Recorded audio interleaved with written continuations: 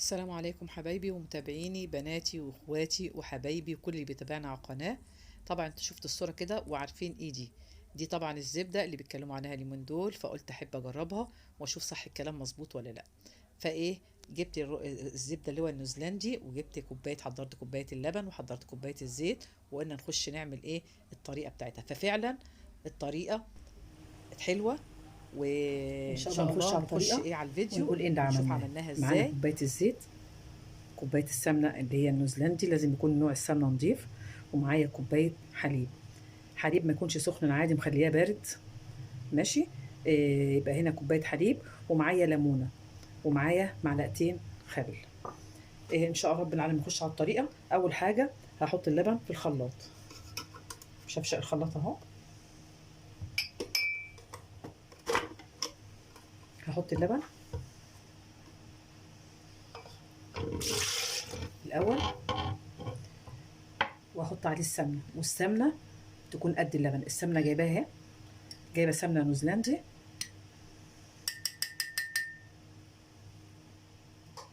هحطها مع الايه، مع اللبن، وهنضربهم مع بعض في الخلاط ونشوف ايه هنعمل فيهم ايه. نضرب واوريها لكم وهي بتنضرب.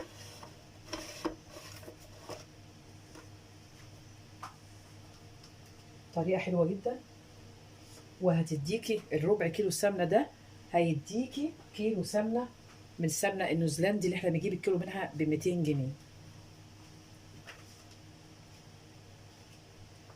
هجيب غطا الخلاط وابدا اضرب الايه، الحاجه بتاعتي كده. هنضرب بس السمنه مع الايه، مع كوبايه اللبن. هنضرب وهنقول لكم ايه هنعمل ايه في الخطوه اللي بعدها. شغل الضرب اهوت على الايه،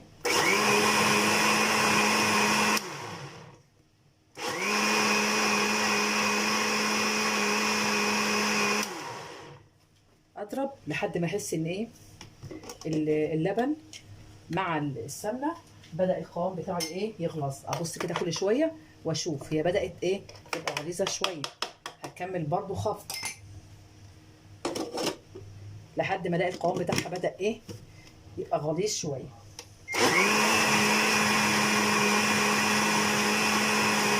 كمل ضرب بدا يا حبايبي القوام يغلظ اهوت. بدا يبقى ايه اهو، شايفين القوام بدا يبقى غليظ. اعمل ايه في الخطوه اللي بعدها؟ هبدا بقى احط الايه، الليمون. احنا معانا ايه، ليمونه، ومعانا معلقتين خل، وكوبايه الزيت. الزيت مش هتحط دلوقتي. الليمونه هعصرها عليها اهي، هحط عصره الليمون، طبعا ما احطهاش بالبذر بتاعها، هنصفيها وهبدا احط العصره التانيه. طب هتقولي لي فايده الليمون ده ايه؟ بتحطي ليمون ليه على عشان تبقى على السمنه؟ احنا بنعمل ايه لما بنيجي نعمل مثلا جبنه، زي ما بنعمل جبنه موتزاريلا وعايزين ايه، نحول اللبن بتاعنا إيه اللي هو لبن رايب او اي حاجه، مش بنعصر ليمون ونحط عليه خل. هو نفس الشكل ده. انا عايزه احول اللبن بتاعي ده هو، عايزه احوله لايه، لزبده. اعمل ايه؟ بحط بقى الليمونه وبحط معلقتين الخل عليهم برضه اهو. هحط وابدا اضرب برضه تاني ايه في المضرب، ونشوف بعد كده.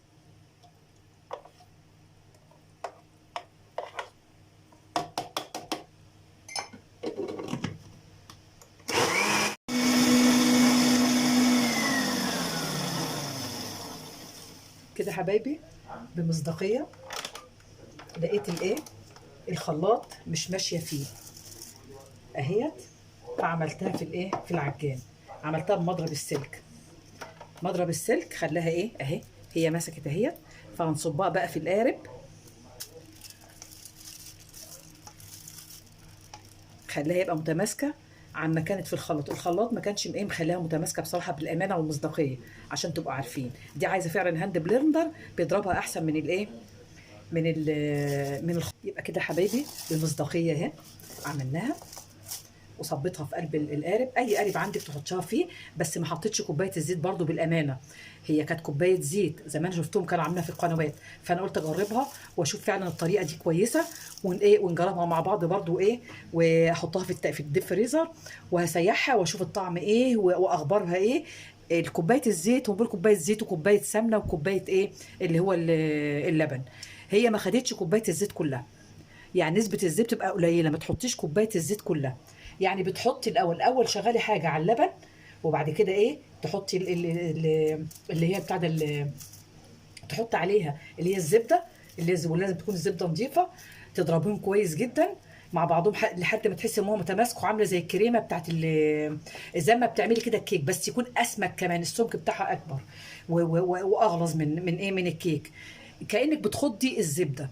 بعد ما تتعمل كده خلاص، بتبداي تعصري عليها عصره الليمونه كبيره، او عصير ليمونه ونص، وتحطي عليها معلقتين خل، وتضربي تاني في الخلاط. الزيت ما يتحطش خالص في الوقت ده.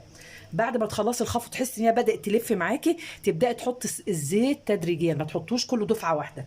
مسكت معاكي وبقت متماسكه زي ما انتم شايفينها كده، نبدا خلاص. مش محتاجه زيت تاني عشان ما تسيلش منك تاني. انا بقول لكم باخلاص، وبقول لكم بايه، بالتجربه اللي انا عاملاها.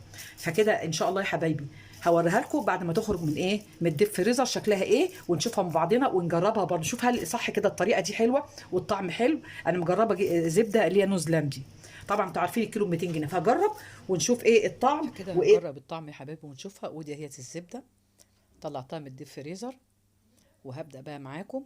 هشيل الكيس، وبعد كده ايه نبدا نقطعها سوا. هي حلوه جدا ومتماسكه، ولكن يعني لو سبتها شويه ممكن ايه تسيح شويه. فلازم تعان في الفريزر على طول، تستعمليها تاخدي منها وتعينيها تاني. فكده هقطعها ان شاء الله مع بعضنا، ونشوفها بقى ايه الزبده الجميله النيوزيلندي بالريحه الجميله قوي اللي احنا ايه عملناها معاكم في القناه. هنبدا بقى نجيب السكينه ونبدا نقطعها، واوريها لكم بعد ايه ما نقطعها. هي حلوه جدا وطلعه حلوه قوي قوي. القطعه بقطعتها هيت، ممكن تخليها كده، وممكن تقطعها بقى مكعبات زي ما انت حابه، بس لازم تعينيها في الفريزر. هنقطعها، وطبعا هوريها لكم بعد ما نعملها إيه بالتقطيعه دي. هناخد منها قطعه ونجربها ونحطها في طاسه، نشوفها فعلا ريحتها والطعم بتاعها عامل ايه. فان شاء الله تجربوا الطريقه دي وهتعجبكم جدا. انا كنت طبعا قلقانه وانا بعملها، بس الحمد لله النتيجه طلعت حلوه جدا. فجربوها ان شاء الله، وتعملوها بنفس الطريقه دي. وما تحطوش برضو زيت زي ما قلت لكم كل الزيت.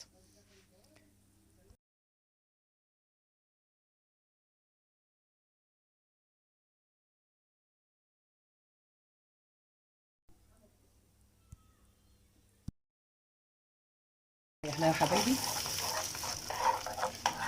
عشان نعمل بها البيض برضه ونجرب اهو. ريحتها طالعه حلوه جدا اهي. واحنا قلنا ان هي فعلا بتنفع في كل الامراض، ما عدا انك تعملي بيها ايه مثلا حاجات زي البسكوتات، زي الحاجات اللي هي ايه البيتي فور، الحاجات دي كلها، عشان بيبقى فيها نسبه من ميه بالنسبه للبن اهو. ريحتها بسم الله ما شاء الله حلوه جدا اهي، وريحتها حلوه قوي فعلا. ريحتها سمنه نيوزيلندي بالظبط اهي. هنعمل فيها البطين اهو.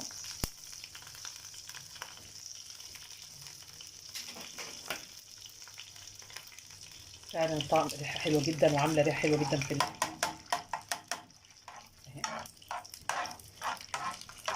ما تفرقش حاجه عن الايه، عن الزبده التانيه. وفعلا النتيجه طلعت حلوه جدا. وفعلا بكوبايه حليب مع كوبايه اللي هي السمنه. هنوزن بقى دلوقتي كمان ونشوف كميه الايه الزبده قد ايه. كده حبايبي الزبده طلعت كيلو الا ربع، ما طلعتش اللي هي ايه كيلو. عشان ايه، وكمان عايزه اقول لكم على نقطه برضو مهمه. ما تنسوش تحطوا نص معلقه ملح برضو مع اللبن، عشان برضو ايه يبقى كده الملح طبعا بيدينا المرطه الحلوه بتاعت الايه بتاعت الزبده. فان شاء الله شكل الزبده هو طبعا هنا مبصمه بايدنا بعد ما مسكتها، انها بتطرى شويه بعد ما تتساب في الايه في الهواء. ان شاء الله تجربوها وتقولوا لنا ايه رايكم في الزبده الجميله بالطريقه دي. ماشي يا حبايبي، اشوفكم على خير، وجزاكم الله خير، واحبكم في الله. ما تنسوش تدعمونا، ما تنسوش اللايك هو اللي بيرفع الفيديو يا حبايبي اذا كنتوا وصلتوا معانا لنهايه الفيديو. وشكرا وجزاكم الله خير.